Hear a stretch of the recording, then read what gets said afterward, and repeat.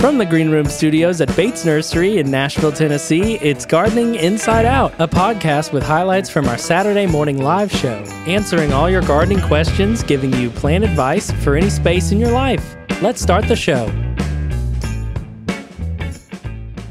Hey, y'all. Caroline Gant. I'm back again. Hey, we're all back again. I'm Austin Lowen. Yeah, Austin revealed it. It's no secret that I am also Tyler and back. You gave him away. Now they know. The We're all three here. of us are here. We're here. We're thinking about plants. We are. Kind of. Well, in winter, there's so many other things going on. I'm sure everybody else has all kinds of things on their mind. You know, I was thinking about in the nursery world and nurserymen all around, like, there's so many different things you do than just plants. You know? You build stuff all the time. I was just about to say build stuff. You know, greenhouses have to go up, plastic has to be pulled. Like, there's so many other random things that You got to we do. plug stuff in. Well, yeah, you got to plug stuff in. Yeah, too. you too. The hardest part. Yeah, it is. Building my greenhouse was one example of that. And that's not even being a nurseryman. That's, you know, just backyard gardening. Yeah. And it was getting in the way of just enjoying my plants and letting them be alive in our climate, our Zone 7 climate. Building it was getting in the way of that? Yes. For you? Yeah. But you had to build it in order for them to enjoy their lives being long. Right. But sometimes it doesn't work that way. Like my intention versus just what I want. I want it instantaneously. Yeah. I want my plants to just be there for them. Yeah. And so we have to do that. We do. Wintertime projects. Winter is the time for all of that. Maintenance, building things. I've been chopping wood all day and building stuff. Yep. I've been cleaning leaves. Listen, house plants even in the winter, they love to shed. Ugh, they're Those days annoying are in the shorter.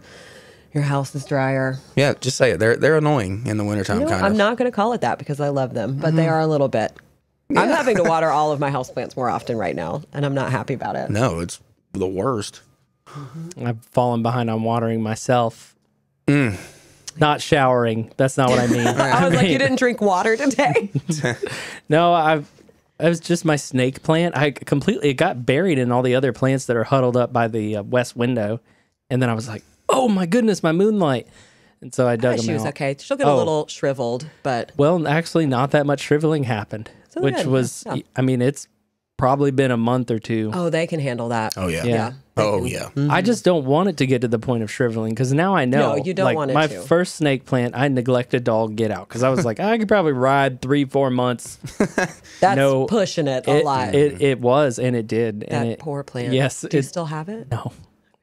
Luckily, though, you kept it on the right side of that. Like, keeping it drier is way better than keeping it too wet all the time. Oh my gosh. You really see nasty signs. It doesn't just necessarily die, like, real quickly when it's wet, but it looks so awful you'd wish it looks were dead. bad. It gets spots. It smells bad. It Yeah. attracts fungus gnats. It's all not bad. And then when you go to fix it and pull that plant out of the pot, it's yuck. It is yuck. So y'all listen to us. Quit overwatering your house plants. Well, like Caroline, I think we both are neglectors in a way, in certain ways, and watering and also general, I'm right there especially with with you, buddy. outdoor plants. I would And say the also- three of us, triangle of people right here. Because it's I- the way to be. We know how to grow plants. Like, if you're going to be neglectful, do it on the dry side. You know, Definitely. I've got a money plant right now that I've had for how long now? Like 12 years or something. It's so dry right now, but I'm just not doing it because I got it in a massive pot and I got to take it to the bathtub to water it. Because you didn't get a saucer to put under it? You know, that's not how I water. That's true. You got to let it drain fully like a saucer, and it's not enough for as much as I need to water that plant. I've got to thoroughly soak it, let it fully drain, and then I put it back. See, I will let it go out of the bottom into the saucer, and then I'll watch it soak it back up, and then I'll check it and be like, maybe one more time. What I'm telling you is that it goes way past the saucer. I know. I've been to Yeah. your house and I've seen your plants. You and Ben both.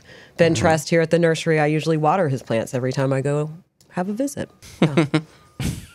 But now all of our taking listeners care of his know. neglect. Like I've said, though, I mean, the way I'm doing it's totally just fine because that plant started off as a 1-foot little baby that came from like Japan through Amazon, actually. Super rare, but I got that from Amazon years ago. Like I said, I think it was like 12 years old. You bought a plant on Amazon? Not me personally. My wife did it, actually. But anyway, it's still great. I mean, it's like 4 foot tall and bushy and happy. I've cut it many a times. It's just, it's just thriving. It's thriving. Yeah, the wintertime, my plants don't all look great, but But that's okay. That's part of it too. It's part of it. And I like to kind of watch and see what will happen if I don't water them.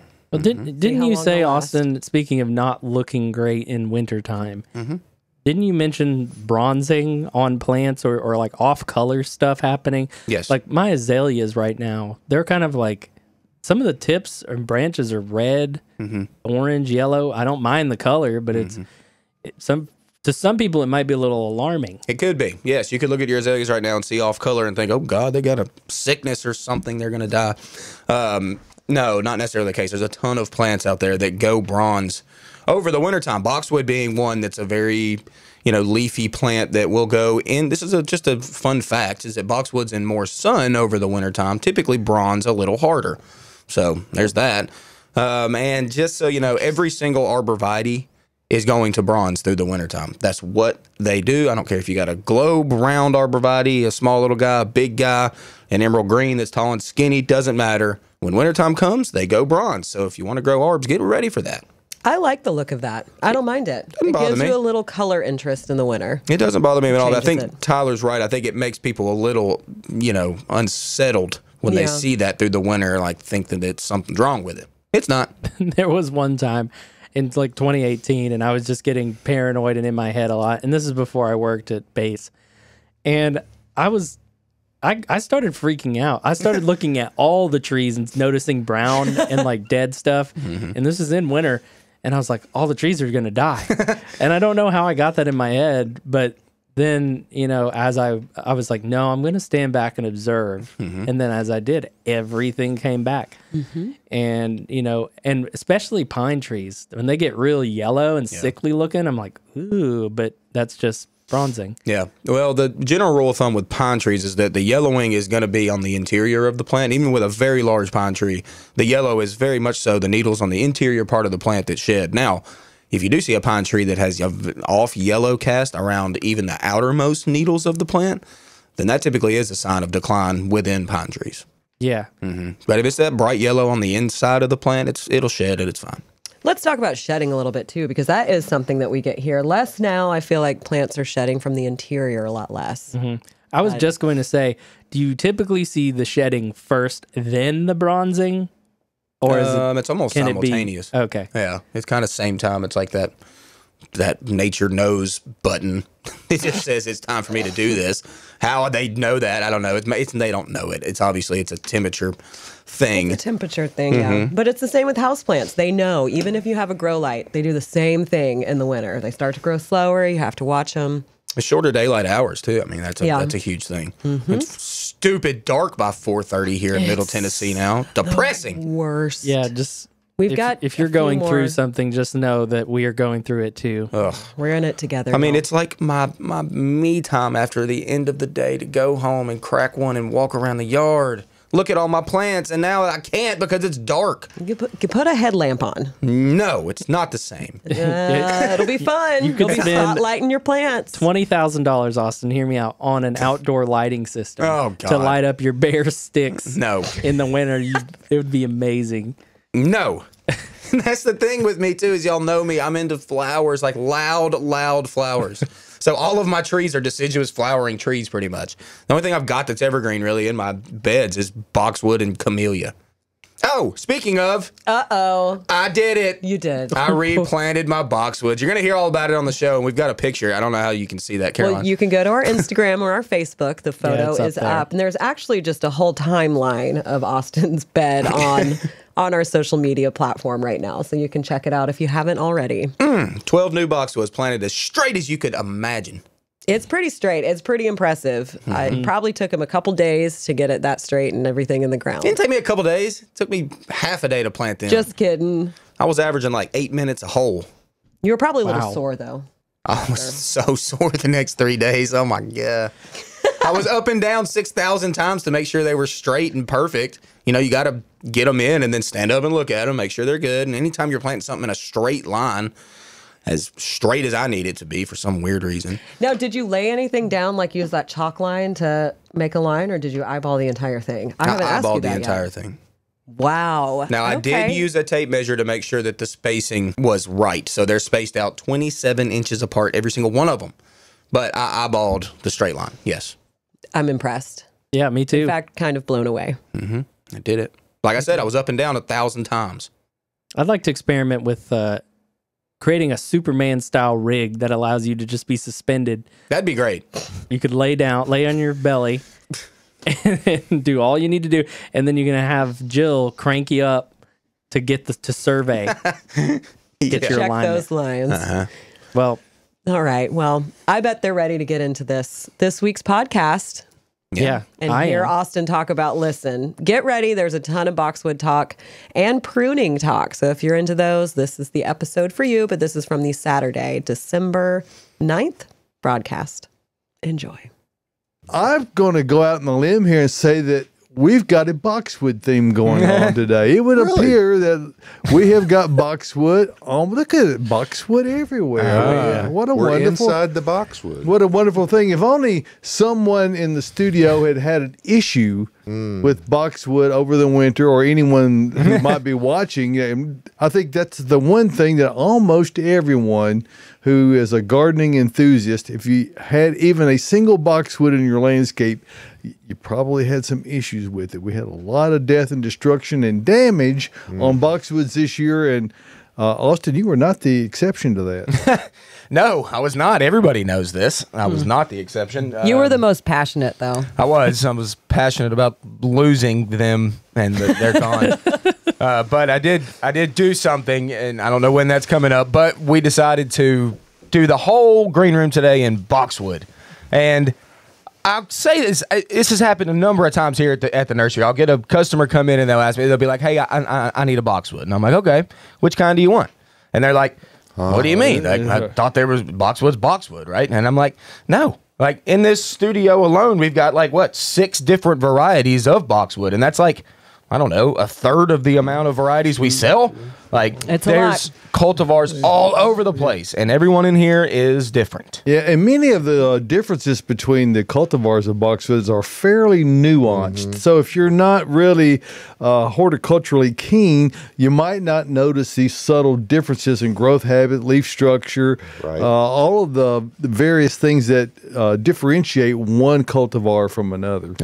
But side by side, you can see it. Yeah, Side by side, you can, yeah. But even if you put them across the aisle from each other, they look inherently a whole lot more similar than different. Right. So it gets down to kind of a nerdy horticultural thing, but there are distinct differences that would help people to make one choice over another as far as for what the ultimate growth habit might be, or disease resistance, a whole list of criteria that might be important. You know, one of our most fun games we play out here at the nursery is, hey, identify this. So a customer will come in with a picture on their phone, and we'll have to identify the plant that they've got, and then we try to help them find it or whatever.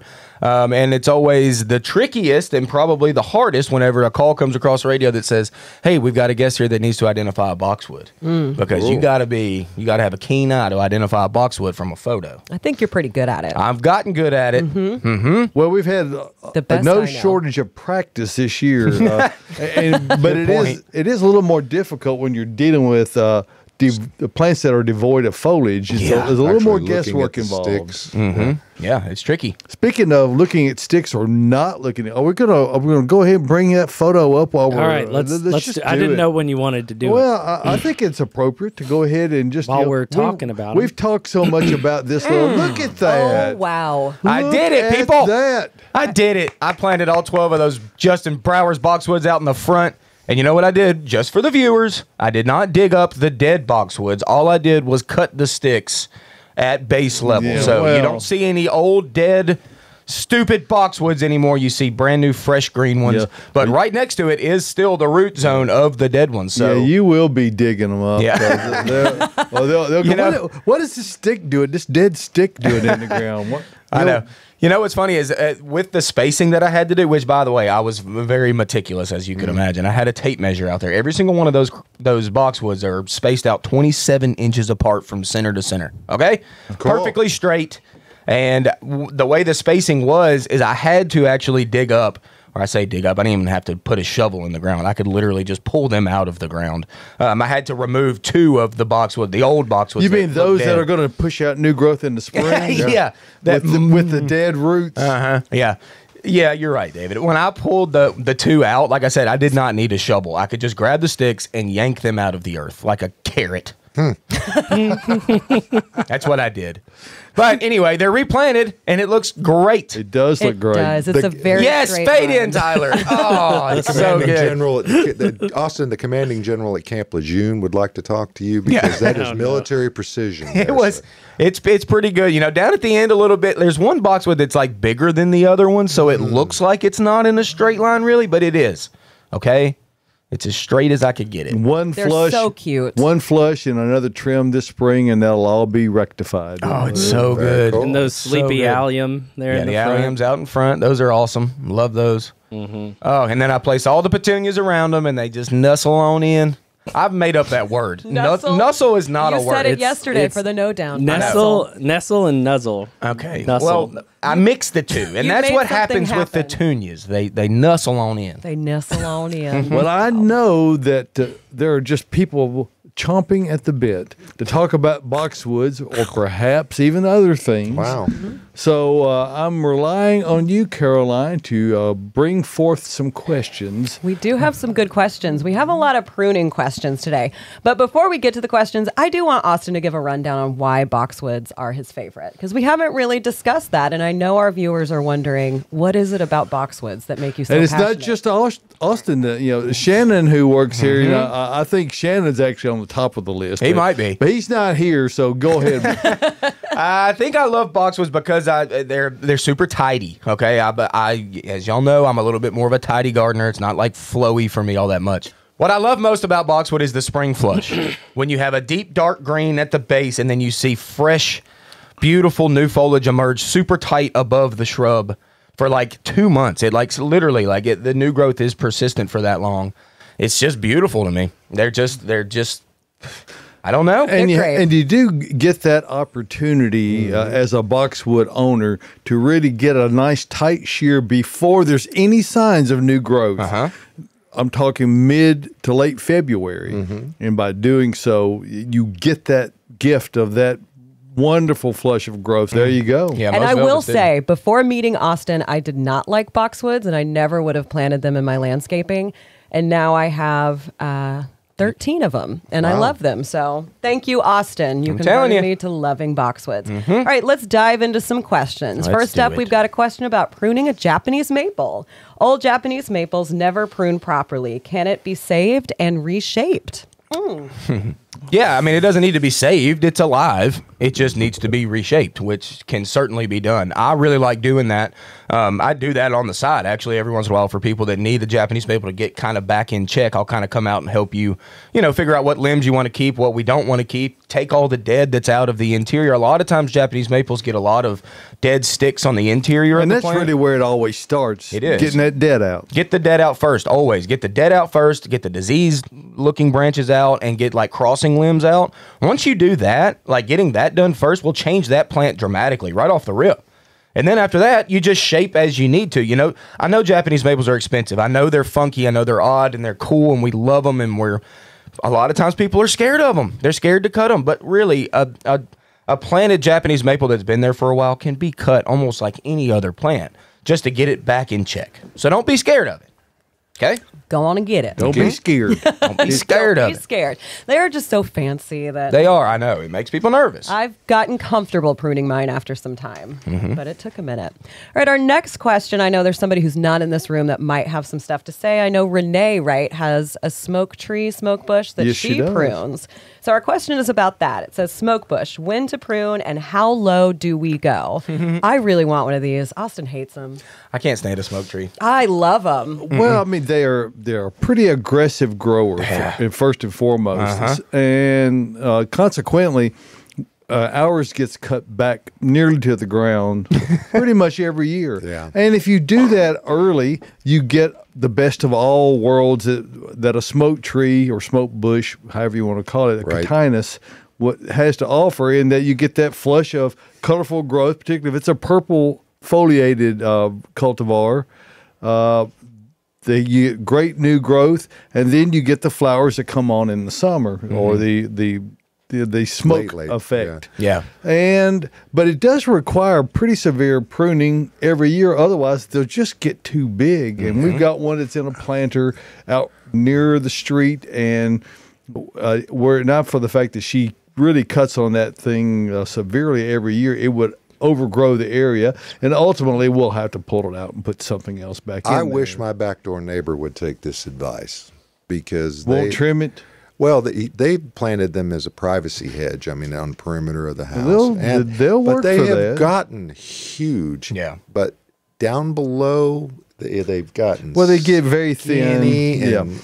and bare. So That's what they do, and that's what David's suggestion is perfect. Like, you got to take them near to the ground, like, honestly. And if you want a smoke bush, then you have to do that, like really close to the ground, and it will look more bushy. And like David said, the new growth that comes out is so vivid and purple in the spring that, like, that's what you want. That's the key to a smoke bush. But like Josh said, they turn into smoke trees if you don't cut them, and they get bare at the base and just have foliage at the top. Yeah, and the reason for that is that they are a full sun plant. They're not a shade plant, and so as they grow, they shade themselves. So the lower leaves drop off because they're no longer producing photosynthesis. Therefore, the plant does not need them. They go from being an asset to a liability. The plant says, "I'm done with those." So the only way to deal with that is to cut them back every year. They are growing machines. Yeah, absolutely. You do not have to worry about it not still doing the coverage that you want it to do, but cut them way back. You don't have to cut them to the ground, but if you could cut them back to, like,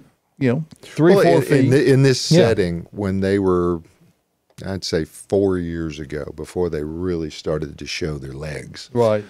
It was absolutely stunning when they were in full bloom. Absolutely beautiful. Oh, yeah. Yeah, and it worked because for the flowers are close enough to the eye level to where that you can appreciate them. If you just let them go, and it functioned very well for the privacy screen. Let's take a shift to talk about pruning arborvitae. How to prune an emerald green arborvitae that is huge and out of control. That's a little tricky. Go back in time. Yeah. It's an emerald green, like, it's best to plant an emerald green where you should plant an emerald green, because they don't necessarily take a trimming well. And once they've gotten huge like that, it's kind of hard to give them a trim. Now, can you do it? Yes. But it's going to look funny probably for a season or so. My recommendation is, if you want to shorten it in height, is that you go to where you want it to be height-wise, and then you have to just clear top it. I hate to say that, but you kind of, what else are you going to do? Give it a flat top. You give it a flat top, but then after you top it, you shear it tight to make a tip again. Does that make sense to y'all? Yes. Yeah, so like, do this like in late February, early March, to get it pruned up back tight, and then hopefully you keep enough foliage on that to where it's going to bust back out and, grow again and still, look manicured a little bit better. But you got to go in and just top it. That's the only way to achieve your height change, you know? Yeah, and what you're also going to achieve by doing that is you're going to change the natural form of the plant, where it's going to become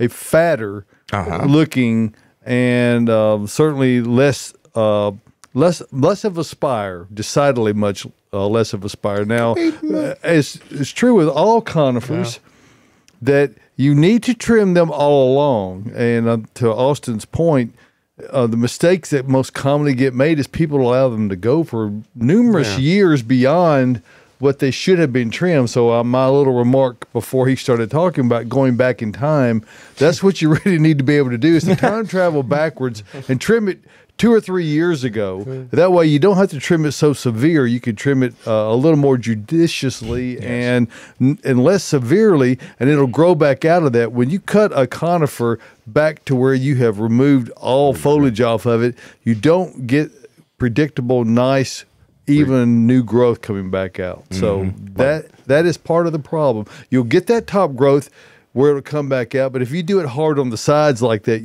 it won't be that vigorous coming back out. So with us just talking about the arborvitae that needs to be trimmed down, Austin and I were actually just talking about how people just don't really think about how big plants get, and they'll plant something right on their house.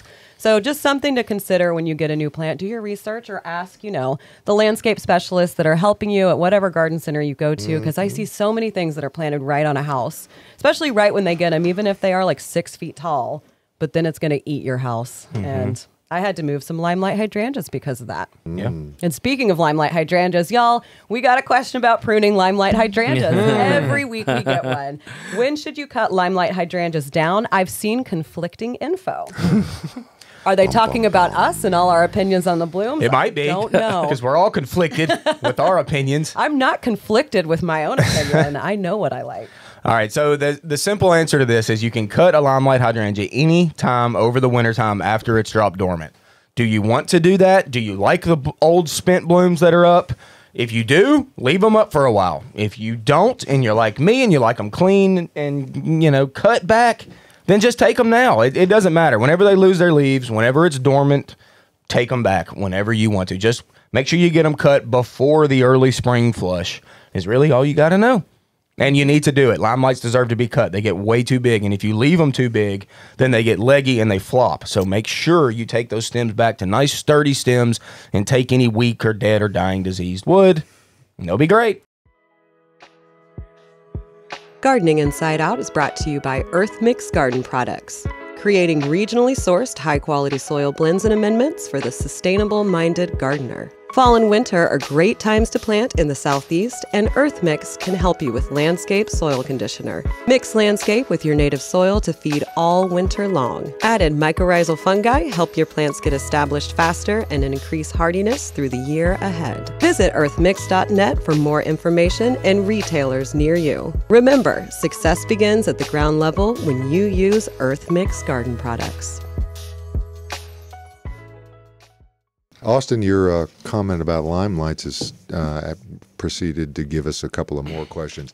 Now, what you were speaking about cutting specifically limelights, correct? Yes. Yeah, because we've had two questions. One's from Risha, our good friend from Smyrna. Hey, Rish. And she needs to replace two. She needs to replace two ruby reds right now. It's a good. Can they still get them? Ruby red. Ruby red, ruby slippers. Oh, ruby slippers. Yeah, oak leaf. Gotcha. That's an oak leaf. So a little bit different, but not too much, honestly. Okay. Oak leaves do bloom off old wood, much different than limelight. Okay? Right. Limelight is a new wood grower. So if you cut limelight to the dirt, it's going to send up new stems and bloom off of that. If you cut an oak leaf to the dirt, it'll send up new stems and not bloom off of that. Okay. Now, sometimes you got to do that, though. You do. David's right. They get huge. We've got Silver Queen at that's a supposedly dwarf cultivar of oak leaf. That are, of course, there are no actual dwarfs. But, You're so right, David. I'm glad you said that. But so to make them more dwarf, we had to cut them back every 2 or 3 years and sacrifice 1 year of flowering, which is a reasonable sacrifice. So it's more of a hobbit than a dwarf. Yes. I would say. Because Kimberly is wanting to know about can she do the same thing with Pinky Winky as well? Pinky Winky is a limelight type, if you will, to make it easy. It's a panicle hydrangea. So, yes, cut that exactly the same as you would a limelight, very severely. Hey, Austin, do you think some confusion about hydrangea care is just because there are some that bloom on the new wood, and so it just makes this trepidation like, I can't prune this because what if the blooms are sacrificed? Yes, that's exactly what it is. Right.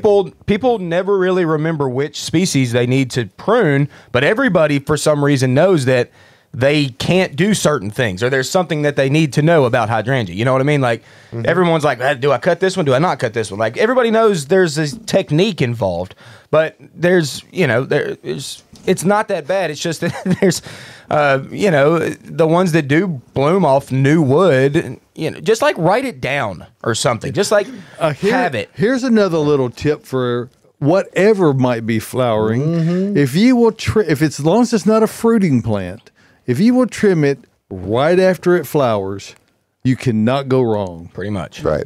I mean, can you think of an exception to that, Austin? I can't think of one. No, I can't. Not off the top of my head. I mean, so you pretty much, if you'll just it's time to trim it because the flowers are gone. You know that you will not interrupt the bloom cycle on it. Right. And if you got questions now, what I do is I have a big manila envelope that is full of these things. You keep your tags. Brent from Monrovia and I were talking about that just the other day. And if you, particularly with the hydrangeas, which you don't know, because I mean the panicles and the other ones, there's so many varieties of them. It's hard to keep up with. And if you're out shopping here or other independent garden centers, and you want to retain that information, just take your camera and take photographs.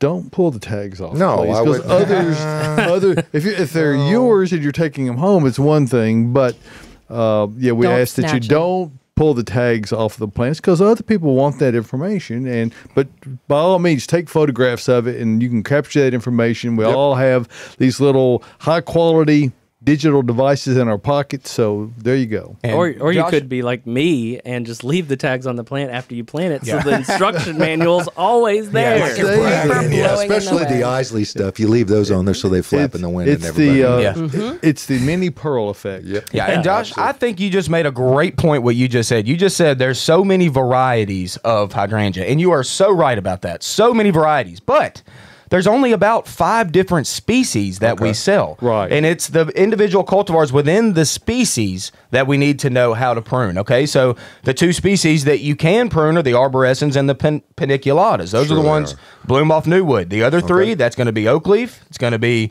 the endless summer collection, and it's going to be our mountain hydrangeas, which is the serratas. Those are the ones you have to leave the wood up. And that's really all you got to know. The 3 species versus the 2. Within cultivars, And, it doesn't right matter. now we all remember, but in 30 seconds, It's will gone. we? What? It's gone. What? So I do want to hop on here real fast. Okay. Austin might not know this yet, but Tyler and I have been working on the webinar schedule for the winter. And we are going to have Austin do one that's pruning hydrangeas across the board. So It's a we're gonna master go class. through everything. Yes, a master class. Can we do 2 in pruning. versions? The high energy version and just the informational version? No. It's all together. It's all going to be combined together. All together. I'm going to actually prune them too. I'm going to prune them right on camera just so you can watch. All right. It'll be entertaining and educational. You'll get to learn so much about that because it's a lot. I would say it's one of the biggest, categories of questions we get here at the nursery. Oh, it's some of the biggest. And it's going to be an easy one for me because for the 3 species I talked about that you don't cut, I'm going to put them on the table and I'm going to say, don't cut this. And then put it back down. And then the other 2 I'll prune.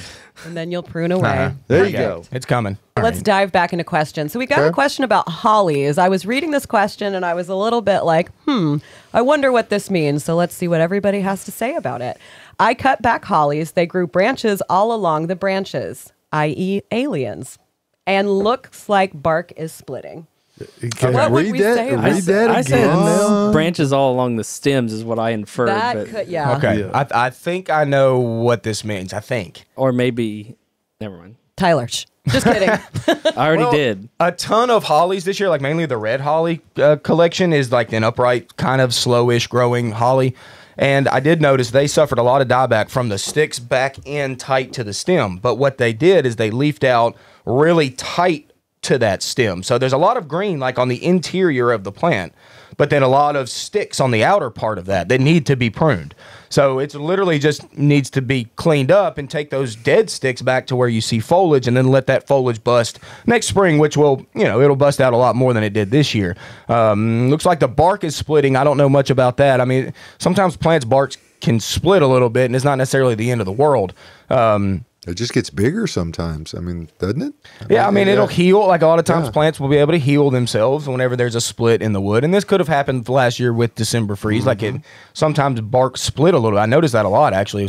A lot of bark split over the winter last year. But that's what I think you're talking about when it comes to the branches growing back along the other branches, you said. So hopefully that's helpful. Send us a picture, please. I want to see. Yes. I want to see these aliens. Yeah, Where do we send the pictures to, folks? I just think it's a lot of breaks that are coming off that older wood that survived, and it probably doesn't look quite normal because it's such thick.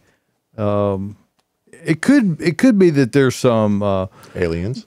Well, I mean, Could we don't be. call them aliens in the plant world. They're sports. Sports? So it could be that that's the case. There's some mutant growth. MUFOs? Just mutant. Okay. But if you want to send photos, Josh did ask where to send those. gardeninginsideout@gmail.com is one place you can email. You can send them to us on Facebook and Instagram through the Messenger app. And send us your phone number, too, because a lot of times I just like to call you. Send us your phone number too. Go so ahead, we give can- them. Well, I like to call you and talk about it. Do you kinda. call like after 10 o'clock at night? Hey, No. Hey, I want to talk to you. No, you don't want that. Yes, you do. Another pruning question here. I think it was a result of of the hydrangea questions. Kimberly wants to know, what about rhododendrons? Do you cut them back? And then Donna chimed in and said, if it blooms before June, do not prune until after it blooms. Hey, there you go. Good. That's a nice little rhyme. Yeah. Thank you. Good job, And Donna. rhododendron, certainly do not cut that now. Okay. Ooh. You Not cut unless that now. you do not want it to flower. Yeah, if you don't like a rhododendron to bloom, then cut it now. But no, don't cut it now. Please don't. Rhododendrons blooms are fantastic. They're phenomenal. Like That's I've why said, you have them, probably. the best bloomer on the planet. But if you cut them now, you are removing every single flower bud for next season. So don't do that. Now, after it does bloom, you can prune if you need to, if they're getting too big. But honestly, I don't recommend pruning a rhododendron if you can help it. Put it in the right spot so you don't have to prune it. Additional support for Gardening Inside Out is brought to you by Bates Nursery and Garden Center, a third-generation nursery located in Nashville, Tennessee, and 20-time recipient for Nashville's Best Garden Center, offering the widest selection of new arrivals for fall, like specimen conifers, Japanese maples, and pansies in nearly every color. Open year-round, minutes from the heart of Nashville in beautiful Whites Creek, Tennessee. Browse their selection online anytime at batesnursery.com. Bates Nursery and Garden Center, beautifying Nashville since 1932. We have a question about zebra grass, just how to care for it. How to care for zebra Let's talk grass. about it. Just plant it. Leave it alone, yeah. Pretty Just much. get it in the ground. You're going to cut it once a year during dormancy, like we've talked about many a times. Either leave it up through the wintertime to let it stay up and kind of tannish, brownish, whatever.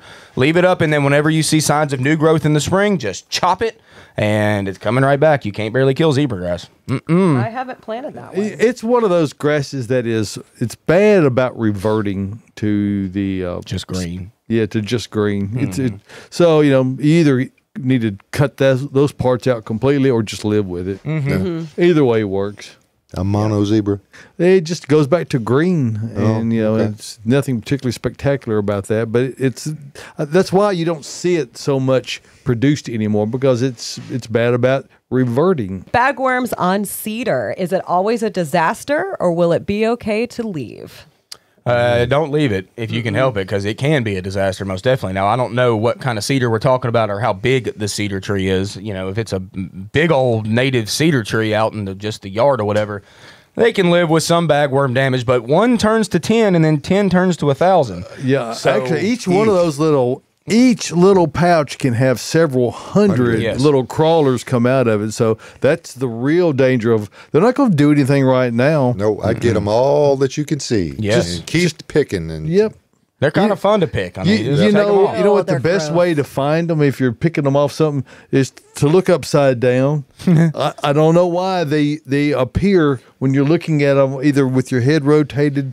They blend in otherwise. So look at them upside down. You'll see a bunch. get your grandchildren out there and put a penny a pouch on There you go. bounty, and Yeah. you'd be And surprised. then they'll be renegotiating their contract for a dime. I think we got up to a nickel at one point in time. So They are nasty. I get grossed out by them. Question on YouTube: how do you feel about burning tall grasses? Good or bad? We were talking about that yesterday. This was a very, very common method to do back in the day. A lot of people, that was just kind of the way you did it. And honestly, it seems to work just fine. I've never done it myself, but I know that if you put a match or a lighter down at the base of a grass when it's tan, it's going up quick. It's gone. Yeah, now if you live in a house that has vinyl siding, don't probably do not a this. Yes. good practice. Yeah, so like you y'all need to be situationally Wood aware. siding. Wood's don't not do a good that. idea. Don't- Yeah, I pass a house going home every year, and it's been there forever since I've been a kid. And he burns his grasses every single year. And the reason I know this is because you can see, and this is what's going to happen with you, is that you will leave a big black ring above the grass, and that will persist for a little while. So if you're okay with looking at a black burnt ring, like you just had a campfire there or something, then it's okay to do. Hey, would that fly at your house, Josh? No. Okay, I'm just gonna say that it would not That's fly what at I'm mine saying. either. Yep, you're going to see that black pit whenever you're done. Whenever you're done. Yeah, I've never burned grasses. Sounds fun, though. I have. And Gina, I want to mention you purchased a Dura Heat River Birch from Bates. Thank you. and purchased some landscape for planting, and the smell of the earth mix was so nice compared to other compost types I've used. Oh. And You know why? I tell you very quickly, because it's completely composted. Yes. Yeah. When you smell a compost that has a stench to it, It's not that means finished. it is still composting, still actively in that state, and it's consequently it's producing hydrogen sulfide and methane gas. Ooh. Those are things that are when you still smell those things happening, it's an indication that the composting is not complete. Can that pull nitrogen from the soil? Yeah, it actually does, Josh. Yeah. It can Nitrogen fix. It'll jump in there and it's still fixating nitrogen. So it's all a part of that process. So that's a great observation. It should smell really pleasant. Yep. almost sweet sometimes. Yes. Earthy. Okay, let's talk azaleas. Someone is wondering why their azalea leaves are turning yellow. Okay, azaleas in the wintertime. Hopefully, you're not talking about the topmost growth of your azaleas, because azaleas naturally on the interior most part of the plant and the interior leaves do turn yellow. Come to our lot right now, look at our azalea section, and look at how many yellow leaves there are towards the interior. Totally natural. We don't do anything about this because it's part of the process of an evergreen plant. The great thing about an azalea is it's an evergreen, beautiful flowering plant, okay? So people love this, but they do naturally shed a little bit, and we are no different. Like I said here, we have yellowing leaves that are shedding right now. Hopefully that's what's happening with you. If you have yellow leaves on the outermost part of your plant and the whole plant just looks like off and sick a little bit or whatever, then this might be a fertilizing issue, which we need to turn around in the spring. A lot of times with iron. So a lot of times iron is needed for your azalea. So you can just like laying angle iron out there, There you and go. that'll take care of it. Yeah. It would be more like a 9-iron. There you go. Take a 9-iron to your azalea. No, you're talking about like chelated iron, some kind of a micronutrient you might add. Right. Now, I would contend that azaleas are nearly in the semi-broadleaf category, as are Yeah. nandinas. They're subject to quite a lot of defoliation. As a natural function, it's not an indication that there's anything wrong with them. They just naturally defoliate in the dormant season, and all that comes back out with the new flush of growth next spring. So it's normally not anything to be concerned about. And again, as you say, if it's lower down on the plant, just disregard it. They're going to drop off anyway. It's only if it's in the top of the plant. And if that's the case, it's probably indicative of other issues. Wet Perhaps feet, maybe?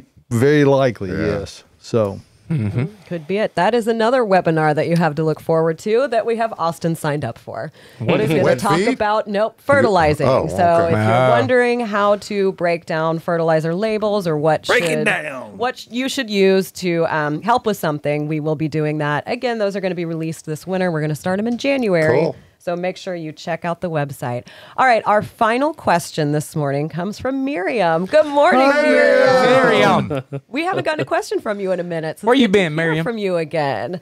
Miriam is asking, how late is too late to plant trees? 3:45. That one's good. That's it. That's it. 3:45. Miriam, we've talked about this a lot. You know, you just can't plant when the ground's frozen, and the ground is rarely ever frozen here. So when's it too late to plant a tree? Never. You know when it's too late to plant a tree, actually? Dead of the summer. Yes. Don't plant in the dead of the summer. It's too hard on you. Got to water too much. Hard on The you plant's and too hard stressed. on the plant. Yes, it's too much. Over the wintertime is a great, like 100% better to plant in the winter than the dead of the summer. Okay?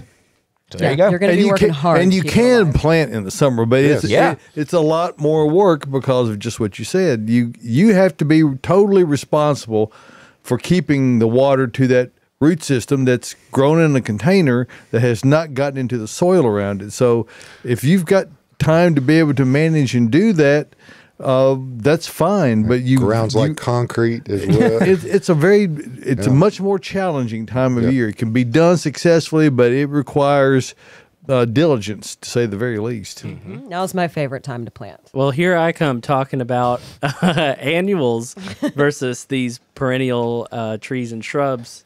Austin, do you want to talk about maybe why there's some confusion about when to plant annuals versus these trees and Yeah, shrubs? what kind of annuals are we talking about? here? Yeah. That's the thing, fall or spring or summer. Yes. Right? Okay. Well, really, that's not too hard because the only really annual you can plant is pansies that are going to last through the winter, and you should have already had those planted. I did. Yeah, I mean, it is a little late. We still have some pansies, and you can certainly plant pansies right now. They're not going to die or anything. They're just not going to grow very much. We try to get them in the earlier fall so they have a period of warmth during the days and chillier nights to where they can really grow and form a nice little plant, and then they'll flower atop of that pretty much through the whole wintertime. Now, when it comes to annual plants, you really just want to wait until like last frost freeze scenarios in the spring, which that's always a guessing game, as y'all know, here in Middle Tennessee. You never know. You want to get them petunias set out, and, we might have something come up. Or you want to get your tomatoes set out for your vegetable garden. Those are also annual plants. Yep. But we have to wait. Really, like I've mentioned before, I'm kind of a May 1st guy with the vegetable plants and the annuals. There's some overlap, though. I mean, there's some that you can plant a little bit early. Like my petunias, I can get those in a lot earlier than most other annuals, like tomatoes or something. They're very cold weather tolerant. Yes, they are. So I just kind of know that. And so you come out here, talk to us, and we'll let you know which ones you can plant and which ones you shouldn't, because a late frost will really wreck annuals in the spring if you do it too early. Yeah, and a lot of it is problematic, not just air temperature, but soil temperature. Yes. And if you try to get annuals in the ground, the warm season annuals in the ground, before the soil has warmed up, you are setting yourself up for a much greater likelihood of there being all kinds of issues associated with them growing off properly. So, to your point again, it's not just about air temperature, it's about letting the soil conditions get correct so that you can have good success. Again, as you said, petunias are a lot more adept at cooler weather conditions. They are much less affected by it. But wax begonias, for instance, or if you're planting things like peppers or tomato plants for vegetable gardening, you don't gain anything by trying to get them in the ground too early. No, and if a frost comes, then ready, set, mush. Yes. Yeah, that's sad. We have that happen. Tomatoes here got with real people. leggy. I got mine out last year too early. I mean, they got real leggy, and then you just Everybody just needs to be real about tomato plants. By the time August rolls around, 99% of people are absolutely sick of them. Yeah. They are So true. They Ran out of cans, They've gotten too big. They've got there's always a few people on the internet who've made this 20-foot tall trellis. Why? Well, they're Yeah, into I know. it, but most people are not into it. I mean, they're into it during May and June. By the time July rolls around, that interest begins to wane. It's just the nature of gardening. You need some really tomatoes? No, I got plenty. Yeah, I got that's exactly right. No. I planted 40. Yeah. Wait, How did many's you? in, You how did. many's in your family? Two. Uh-huh. That's kind of like I planted like 23 this year, and I was the same way. You planted 23 tomatoes this year? I did. I think I planted 8, and that was I more had than five. Different and different we're variety, still- Austin. Oh yeah, all different varieties, heirlooms, hybrids, cherries. Well, you name it. Did Tyler. they all live? Okay, Yeah, then they all live. What are you talking about? While we're on that subject, quickly, what was of all your cultivars of tomatoes you had out there? What's your favorite? Favorite to eat? Probably a beef steak this year. Okay, well, what Such else a do you good one. do with them? I mean, what other criteria? Sauces? What? But you eat. Oh, you them, mean right? well? Salsa? So I kind of went in my brain. Yeah, we make salsa and such or whatever. But I went in my brain. I went 2 different things. So one, best taste, which I said that old heirloom beefsteak is Right. a flavorful, great tomato, but easiest to grow and most prolific.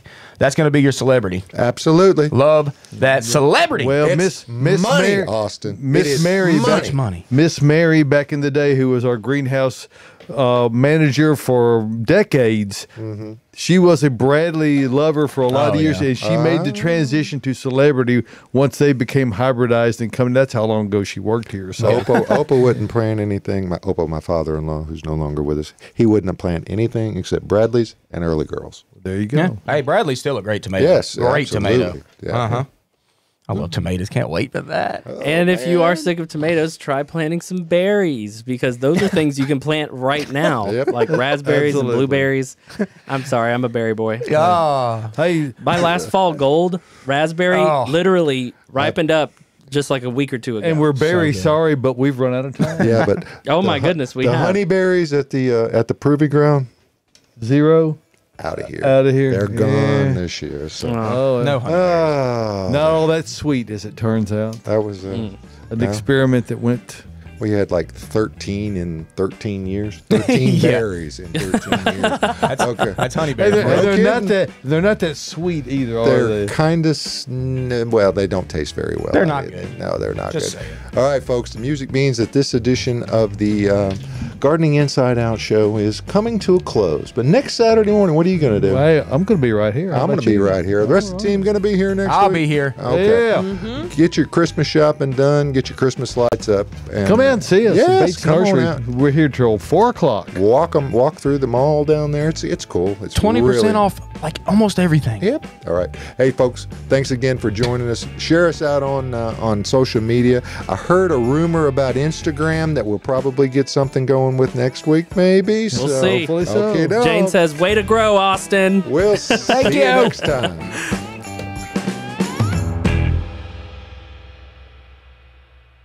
Thank you for tuning into the Gardening Inside Out podcast. If you're looking for more information or more from your hosts, don't forget that we have a live Saturday morning broadcast, 8 a.m. Central Time on YouTube and Facebook. You can also follow us on our Instagram channel. That's @Gardening Inside Out for more posts, reels, and in-depth dives to topics and things we've discussed on the show. If our content resonates with you, consider giving us a follow, like, and subscription on all of our social media pages. See you next time.